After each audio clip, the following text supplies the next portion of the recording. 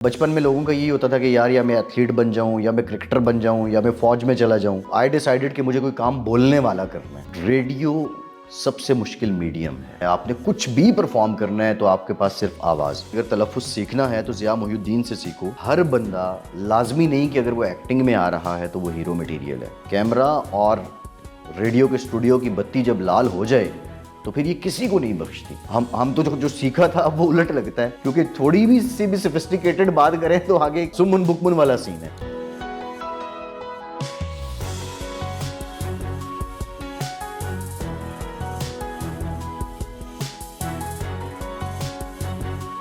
السلام علیکم ناظرین, شیئرنگ آف پروفیشنل وزڈم کے ساتھ میں ہوں آپ کا میزبان علی رحمان خالد. ناظرین, جیسا کہ آپ جانتے ہیں ہم ہمیشہ ہی ایسے لوگوں کو اپنے پروگرام میں دعوت دیتے ہیں جن سے ہمیں نہ صرف کچھ سیکھنے کو ملے بلکہ ان کی لائف خود بھی ایک پریکٹیکل اگزامپل ہوتی ہے جو ایک چیز سکھا بھی رہی ہوتی ہے اور اس پہ امپلیمنٹیشن کر کے بھی دکھا رہی ہوتی ہے.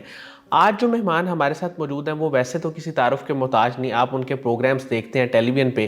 وہ ایک براڈ کاسٹ جرنلسٹ ہیں, پچھلے 16 سال سے میڈیا کی فیلڈ کے ساتھ منسلک ہیں. ہم ان سے آج جانیں گے کہ ان کا تعلق میڈیا کی فیلڈ کے ساتھ کب اور کیسے ڈیولپ ہوا. انہوں نے کچھ عرصہ تھیٹر میں بھی کام کیا, اس کے ساتھ ساتھ یہ بطور اینکر ٹیلی ویژن سکرین پہ یہ بہت عرصے سے جلوہ گر ہیں. 92 نیوز پہ 7 نیوز پہ بے شمار کام کر چکے ہیں. السلام علیکم فیصل عباسی صاحب, کیسے ہیں آپ؟ جی وعلیکم السلام, میں بالکل ٹھیک ہوں علی, تھینک یو ویری مچ. سر, میں آغاز یہاں سے کرنا چاہوں گا کہ آپ نے میڈیا میں آنے کا کب, کیسے اور کیوں سوچا, اور کیا وہ ایک وجہ تھی جس کی وجہ سے آپ کو لگتا تھا کہ آپ بول کے, کمیونیکیٹ کر کے اور میڈیا میں آ کے اپنا کام اچھے سے کر سکتے ہیں؟ بہت زبردست آپ کا یہ سوال ہے, اور مجھے بہت ہی زبردست بات یاد آ گئی کہ یہ سلسلہ کہاں سے شروع ہوتا ہے. آپ کو یاد ہوگا کہ بچوں کو یہ پڑھایا جاتا ہے کہ جو فرمودات ہیں قائد اعظم رحمۃ اللہ علیہ کے, جی. تو ہم جب اسکول کے زمانے میں تھے تو یہ پتہ چلا یا یہ بتایا گیا کہ قائد اعظم نے فرمایا تھا کہ نوجوانوں کو اپنی خودآداد صلاحیتوں سے فائدہ اٹھانا چاہیے. تو ایک دن میں بیٹھا, میں نے سوچا کہ میری خودآداد صلاحیت کیا ہو سکتی ہے. تو میں اپنے انالیسس کر رہا تھا, تو آپ اس کو شارٹ انالیسس بھی کہہ سکتے ہیں. بہرحال میں نے کہا میں ایتھلیٹ تو بن نہیں سکتا, میں کرکٹ بھی اتنی اچھی نہیں کھیلتا کیونکہ موسٹلی بچپن میں لوگوں کا یہی ہوتا تھا کہ یار یا میں ایتھلیٹ بن جاؤں یا میں کرکٹر بن جاؤں یا میں فوج میں چلا جاؤں. تو میں نے کہا میں بول اچھا سکتا ہوں. مجھے یہ پتہ ہے کہ جب میں بات کرتا ہوں تو میرے 2-4 دوست یا ٹیچر یا پیرنٹس وہ سنتے ہیں. بالکل. تو آئی ڈیسائیڈڈ کہ مجھے کوئی کام بولنے والا کرنا ہے. صحیح. اچھا, پھر یہ ہوا کہ پھر وہ جیسے اسکولز میں ہوتا ہے ڈیبیٹس کا, اسپیچز کا سلسلہ شروع ہو جاتا ہے, پھر وہاں سے کرتے کرتے اور یہ پھر یونیورسٹی تک رہا. تو وہ پھر بولنے والے ہی جب چھان پٹک ہو گئی کہ میں بول سکتا ہوں اور میں نے کام بولنے والا کرنا ہے, تو پھر یہ وہاں سے مجھے پتہ چلا. پھر وہاں سے میں نے اس سلسلے کو آگے بڑھایا, اور پھر کرتے کرتے اسپیچز اسکول کے زمانے میں, کالج میں ڈیبیٹس, یونیورسٹی میں علامہ اقبال شیلڈ تک کا سفر رہا. اور جو آگے پھر پروفیشنل لائف بھی سٹارٹ ہو جاتی ہے, کالج میں آئے. صحیح. تو ریڈیو سننے کا شوق تھا مجھے کالج کے زمانے سے.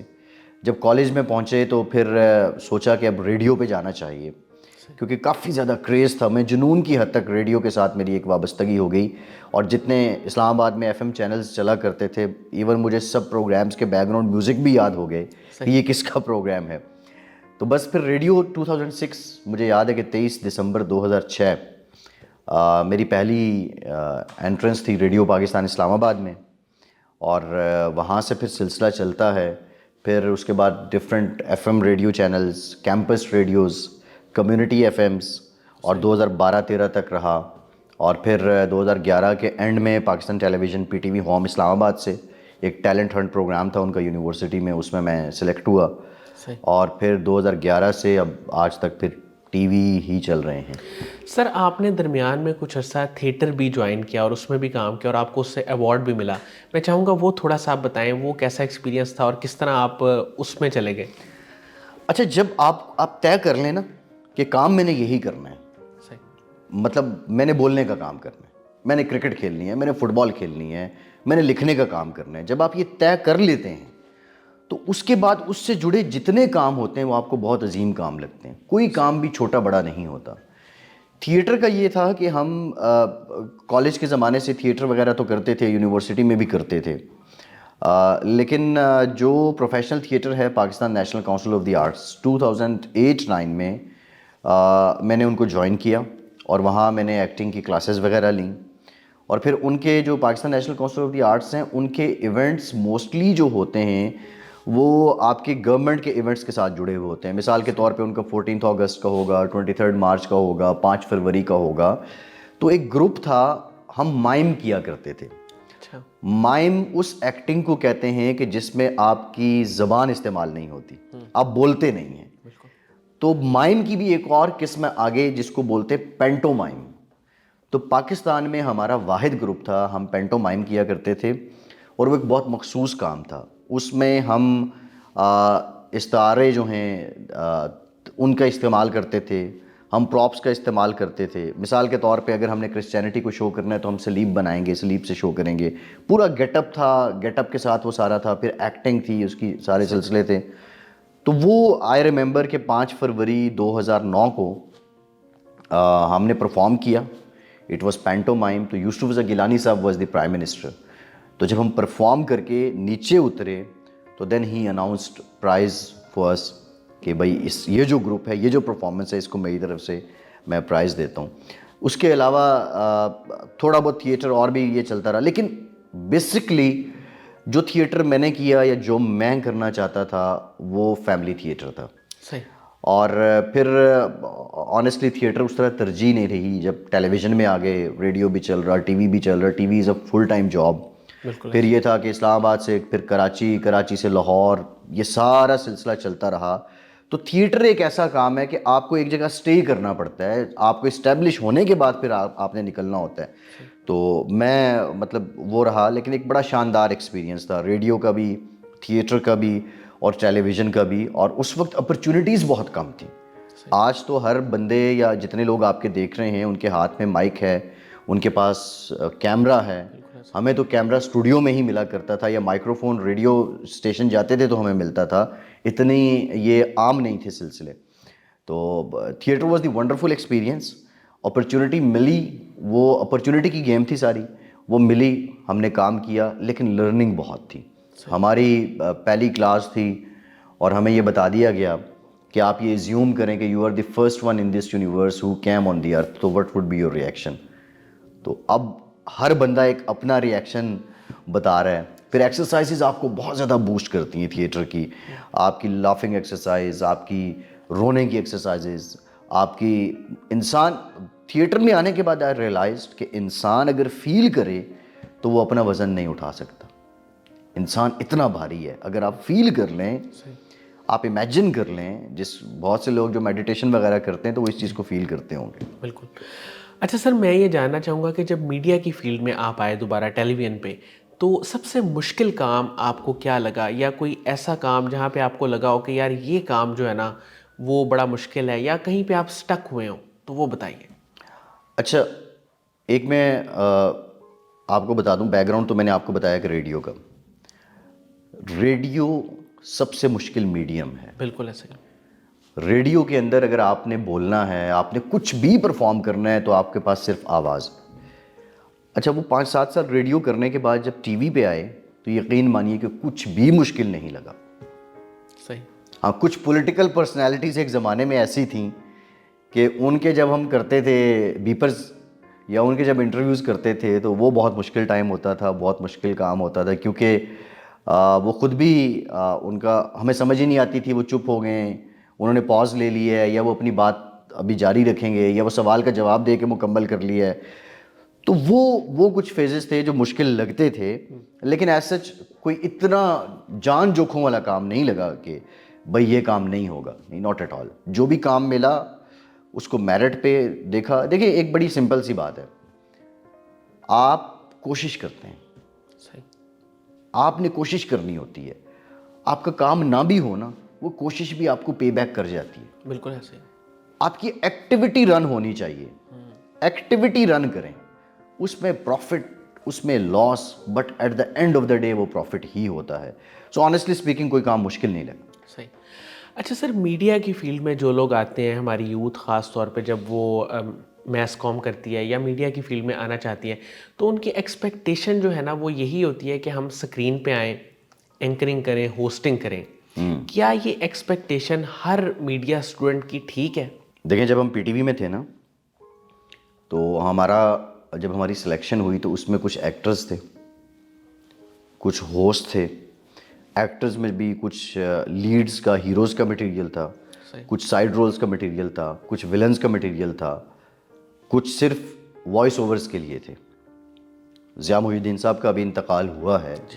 وہ ایک ہمہ جہت شخصیت تھے, تھیٹر کے لحاظ سے, فلم کے لحاظ سے, ریڈیو کے لحاظ سے, آواز کے لحاظ سے. لیکن انہوں نے ساری زندگی اپنی آواز کا کھایا ہے. ان کی آواز میں اتنی جان تھی اور ان کی آواز میں اتنی نفاست تھی, اتنی نزاکت تھی کہ وہ سارے شعبوں کے استاد بن گئے. خاصا ان کی آواز تھی. بالکل. اور ان کی شناخت بھی یہی تھی. وہ ایک سند مانے گئے نا کہ تلفظ کے لحاظ سے ضیاء محی الدین جو بات کرتے ہیں, اگر تلفظ سیکھنا ہے تو ضیاء محی الدین سے سیکھو یا طارق عزیز سے سیکھو. بڑے بڑے لوگوں کے نام آتے ہیں. اسی طرح ہر بندہ لازمی نہیں کہ اگر وہ ایکٹنگ میں آ رہا ہے تو وہ ہیرو مٹیریل ہے, وہ ولن بھی ہو سکتا ہے. یا ہر لڑکی جو ٹیلی ویژن میں آ رہی ہے تو وہ یہ سمجھے کہ میں اینکر ہی بنوں گی. یہ کیمرہ جو ہے نا, ہمارے استاد تھے نثار قریشی صاحب ہیں, بلکہ اللہ ان کو لمبی زندگی دے, وہ یہ ہمیں کہتے تھے کہ یہ جو کیمرے کی آنکھ لال ہو جاتی ہے نا تو پھر یہ بخشتی نہیں ہے. کیمرہ اور ریڈیو کے اسٹوڈیو کی بتی جب لال ہو جائے تو پھر یہ کسی کو نہیں بخشتی. بہت لوگ بہت خوبرو, بہت خوبصورت عام زندگی میں آپ انہیں دیکھیں, لیکن جب وہ کیمرے کے سامنے آتے ہیں تو وہ فوٹوجینک نہیں ہوتے. کیمرہ ان کو ابزارب نہیں کرتا. اسی طرح بہت سی آوازیں جو آپ سن رہے ہوتے ہیں عام زندگی میں آپ کو بہت فیسینیٹ کرتی ہیں, لیکن مائکرو فون پہ جب آتی ہیں تو مائکرو فون ان کو ابزارب نہیں کرتا. اگین دیکھیں, اب یہاں پہ جہاں سے ہم نے گفتگو شروع کی تھی نا, یقین مانیے میں جو لوگ آپ کو دیکھ رہے ہیں, آپ کی آڈینس ہے, میں ان سے یہ کہوں گا کہ یہاں پہ قائد اعظم رحمۃ اللہ علیہ کا قول یاد رکھیں کہ نوجوانوں کو اپنی خداداد صلاحیتوں سے فائدہ اٹھانا چاہیے. اینکر آپ نہیں بن سکتے. 22-22.5 کروڑ کی آبادی میں کتنے اینکرز ہیں؟ آپ کل ملا لیں تو 100 بندہ اینکر ہوگا. اچھا بہت بہت وائڈ اسپریڈ کر دیں, ٹی وی کی بات کروں, یوٹیوبنگ تو آپ کے پاس اپنی ایکسیس ہے نا, 200 بندہ اینکر ہوگا. 22 کروڑ میں سے 200 بندہ اگر اینکر ہے تو یہ 0.1% بھی تناسب نہیں بنتا. ایسا ہی ہے. تو ہر بندہ اینکر نہیں بن سکتا. دیکھیں بہت سی فیلڈز ہیں, آپ نے نام سنے ہوں گے, آپ نے شرمین عبید کا نام سنا ہوگا. She is not anchor, she is producer director, لیکن وہ ایک آئیکن ہے. آپ درجنوں اور نام ہیں, آپ نام لے لیں, یو نیم اینی ون. آپ لازمی نہیں ہے کہ ٹی وی یا میڈیا یا سوشل میڈیا یا digital media, it's all about to come on screen. آپ مشتاق یوسفی صاحب کا نام کون نہیں جانتا؟ ان کے لکھے ڈراماز یا ان کی جو طنز ہے, ان کا جو مزاح ہے وہ آج بھی پڑھا جاتا ہے. کتنے لوگ ہیں وہ, he was not an anchor. Tarar صاحب از ناٹ این اینکر. تو مطلب he was a broadcaster, ٹھیک ہے, لیکن ابھی امجد اسلام امجد صاحب کا انتقال ہوا. تارڑ صاحب یہ وہ کیڈر تھا کہ بیسیکلی ان کا پہلا تعارف رائٹر کے طور پہ ہے. مستنصر حسین تارڑ کی وجہ شہرت ان کے سفر نامے ہیں. اس کے بعد پھر ٹی وی میں وہ آ گئے. ان کے آپ ٹی وی پہ آ سکتے ہیں, لیکن اگر جو خدا نے آپ کو صلاحیت دی ہے پہلے اس کو نکھاریں, اس سے فائدہ اٹھائیں, اس میں کام کریں. لازمی نہیں ہے کہ کوئی آئے اور وہ بہت اچھا بولے گا. آپ آف کیم پروڈیوسر بہت اچھے ہو سکتے ہیں, آپ ڈائریکٹر بہت اچھے ہو سکتے ہیں, آپ رائٹر بہت اچھے ہو سکتے ہیں. سو یہ جو میں دیکھتا ہوں نوجوانوں میں نا کہ اینکر بننا ہے, اینکر بننا ہے, اینکر بننا ہے, اس خبت سے نکلیے. اور اگر آپ چیک کریں نا پہلے, نہیں بن سکتے تو نو ایشو, کچھ اور بن جائیں گے. کچھ نہ کچھ تو بننا ہی ہے نا. بالکل ایسے سر, بہت خوبصورت. اس میں جو اصل بات تھی وہ یہی تھی کہ بعض اوقات آپ اینکر کی فیلڈ سے بہت آگے نکل جاتے ہیں اور سکسیزفل ہو جاتے ہیں. آپ سمجھتے ہیں کہ اینکر بننا ہی سکسیزفل ہے, لیکن بسا اوقات آپ آگے نکل جاتے ہیں. اچھا سر, میں یہ جاننا چاہوں گا کہ آپ کے ایک پروگرام میں پچھلے دنوں شاہ صاحب کی بھی گفتگو ہوئی تھی, تو اس کو لوگوں نے بڑا اور طرح لیا. میں چاہوں گا کہ آپ اس کو تھوڑا سا بتائیں کہ وہ کیا بات چیت ہوئی تھی اور وہ کس تناظر میں بات چیت ہو رہی تھی. دیکھیے, جو ہمارے یہاں نا بہت انفارچونیٹ ہے کہ جس طرح ہم سوشل میڈیا اور ڈیجیٹل میڈیا کا بے دریغ استعمال کر رہے ہیں, ناٹ ان پازیٹیو اسپیکٹ. ہم اس کا بہت پیسمسٹک استعمال کر رہے ہیں, ہم اس کا بہت منفی استعمال کر رہے ہیں. دیکھیے قاسم علی شاہ, اللہ رب العزت نے ان کو عزت دی ہے بے شک, اور لوگوں نے ان کو پذیرائی دی ہے, اللہ کا ان پہ فضل ہے. تو میں یہ سمجھتا ہوں کہ اگر کسی کو اللہ نے عزت دی ہے تو میرا فرض بنتا ہے کہ اس کی بھی عزت کی جائے. بے شک ایسے. یہ تو ہے میری ایک ذاتی بات. پروگرام میں یہ ہوا, وہ خان صاحب سے ملے اور ملنے کے بعد یہ ٹاک آف دا ٹاؤن تھا. اور وہ پچھلے جب خان صاحب سے مل کے آئے اور اس وقت سے لے کے اس وقت تک جب تک وہ شہباز شریف صاحب سے نہیں ملے تھے یا ہمارے پروگرام میں نہیں آئے تھے, تو اس وقت تک قاسم علی شاہ جو تھے وہ ایک خاص طبقے نے یا نوجوانوں کے خاص حصے نے اپنے سر پہ اٹھائے ہوئے تھے, اور قاسم علی شاہ کی تعریفوں کے پل اور پتہ نہیں مطلب بہت مہان کر کے قاسم علی شاہ کو پیش کیا جا رہا تھا. صحیح. اب ہوا یہ کہ ٹاک آف دا ٹاؤن تھا, ہم کرنٹ افیئر کا پروگرام کرتے ہیں, تو میں ارشاد صاحب ہم بیٹھے تھے, ہم پروگرام ڈسکس کر رہے تھے, ارشاد احمد عارف صاحب. تو میں نے یہ سجیشن دی, میں نے کہا کہ ایسا کرتے ہیں کہ قاسم علی شاہ صاحب کو لے لیتے ہیں, یہ ٹاک آف دا ٹاؤن ہے, اور ان سے پوچھیں, وہ ایک پبلک فگر ہیں, کہ اب وہ آگے کیا کرنے جا رہے ہیں اور ان کا یہ کرنے کا مقصد کیا ہے. شاہ صاحب سے بات ہوئی, شاہ صاحب نے کہا کہ میں ابھی پرائم منسٹر سے ملنے جا رہا ہوں, لیکن شاید میں ٹائم نہ بھی دے سکوں, لیکن اگر میں فری ہو گیا تو ہم کر لیں گے اس کو پہچان. بہرحال شاہ صاحب سے کا وہ انٹرویو ہو گیا. صحیح. اور بنیادی جو سوال تھا نا وہ یہ تھا شاہ صاحب سے کہ شاہ صاحب آپ یہ ہمارے لیڈرز ہیں, یہ اس قوم کے لیڈرز ہیں, یہ خود کو لیڈر کہلاتے ہیں, شہباز شریف, پرویز الہی, عمران خان, آپ ان سے مل کے آئے ہیں, آپ کا مشاہدہ کیا ہے کہ تینوں کی اپروچ میں فرق کیا ہے. اس پہ شاہ صاحب نے اپنا ایک کمنٹ کیا. وہ کمنٹ میں نے اپنے ٹویٹر پہ, کیونکہ عمومی طور پہ میں جو گیسٹ آتے ہیں میں ان کو ان کے کر دیتا ہوں for the further sharing. Social media presence بڑی ضروری ہے, اور سوشل میڈیا پہ چیزیں زیادہ بہتر جانی جاتی ہیں, کمیونیکیشن ہے نا. ٹویٹر پہ میں نے لگا دیا. جب میں نے پوسٹ کیا اس کے بعد اٹ وینٹ وائرل, اور بہت ہی نوٹوریس وے میں وائرل ہوا. لوگوں نے بہت عجیب و غریب کمنٹ کیے. اگلے 6 دن قاسم علی شاہ واز ٹرینڈنگ. پھر مجھے جو پرسنلی یا ہماری ٹیم کو ہمیں جو بلیم کیا جا رہا تھا وہ یہ تھا کہ آپ نے پلانٹڈ انٹرویو کیا ہے. It was not planted. Qasim Ali Shah نے کسی کو کوئی خدا نخواستہ کوئی گالم گلوچ نہیں کی. قاسم علی شاہ نے اپنا ایک مشاہدہ بیان کیا جو آئین پاکستان اس ملک کے ہر شہری کو یہ حق دیتا ہے. دنیا کی اخلاقیات, بین الاقوامی قوانین یہ حق دیتے ہیں. دنیا کے تمام مذاہب کسی بھی شخص کو اپنے مشاہدات, تحفظات بیان کرنے کی اجازت دیتے ہیں, اور اس کے بعد پھر جو ہوا وہ آپ کے سامنے ہے. لیکن میرا یہاں پہ جو علی ایک کنسرن ہے وہ یہ ہے کہ یہاں پہ بہت بات ہوتی ہے, ہمارے پاس بات ہوتی ہے کہ زر مبادلہ کے ذخائر نہیں ہیں, ہماری معیشت بحران کا شکار ہے, اور پچھلے 4-5 سالوں سے بحران کا شکار ہے. ہماری سیاست بحران کا شکار ہے, ڈیڈ لاک کا شکار ہے, محاذرائی کا شکار ہے. یہ بحران ختم ہو جائیں گے, یہ سیاستدان کسی نقطے پہ جا کے اکٹھے ہو جائیں گے, اللہ کرے یہ جلد ہو جائیں. یہ معاشی بحران بھی ختم ہو جائے گا, کیونکہ پاکستان نے رہنا ہے. بے شک. ہمارے ہاں یہ بحران نہیں ہے. ہمارے ہاں 2 بہت بڑے بحران ہیں جو مجھے ختم ہوتے نظر نہیں آ رہے. ایک امید کا بحران ہے, پاکستان میں ہوپ کرائسس ہے. دوسرا ایتھیکل کرائسس ہے. اس ملک میں ایتھیکل ایمرجنسی لگنی چاہیے کہ لوگوں کو کہہ دیا جائے کہ آپ اس زبان میں بات کریں جو آپ کی مادری زبان ہے. پھر اصلیت سامنے آئے گی کہ کس کی مادری زبان کیا ہے, کس کے گھر کی تربیت کیا ہے. یہاں پہ اخلاقیات کی ایمرجنسی لگنی چاہیے. یہ جو شتر بے مہار ہے سوشل میڈیا اور منفی طریقے سے, آئے دن آپ کسی کے بارے میں بات کریں, میں صرف ایک طبقے کی بات نہیں کر رہا, آپ کسی کے بارے میں بھی بات کریں, اگر آپ کی بات پسند نہیں آتی تو لوگ آپ کو گھر تک چھوڑ کے آتے ہیں. قاسم علی شاہ جیسے لوگ اس ملک میں امید دیتے ہیں. یہ جو ہوپ کرائسس ہے نا, لانگ لاسٹنگ ہے, اس میں قاسم علی شاہ جیسے لوگوں نے امید کا ایک دیا جلا کے رکھا ہے اور وہ کبھی ایک کے پاس لے کے جاتے ہیں, کبھی دوسرے کے پاس لے کے جاتے ہیں, کبھی تیسرے کے پاس لے کے جاتے ہیں.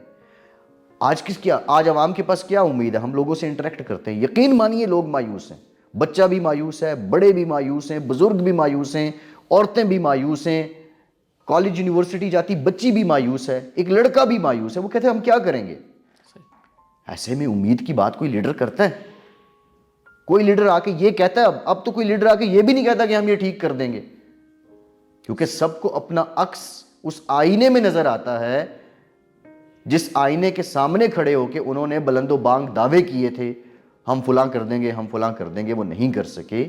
سو میں سمجھتا ہوں کہ نہ صرف قاسم علی شاہ جیسے دیگر لوگ جو اس وقت امید کی شمع کو روشن کیے ہوئے ہیں, ان کے ساتھ ایسا ہونا افسوسناک ہے. لیکن ایک اور بات, جنہوں نے جو کرنا تھا وہ کر دیا, اور بہت سی باتیں ہو رہی, یہ ریٹنگ نیچے آ گئی, یہ فلاں ہو گیا, فلاں ہو گیا, فلاں ہو گیا.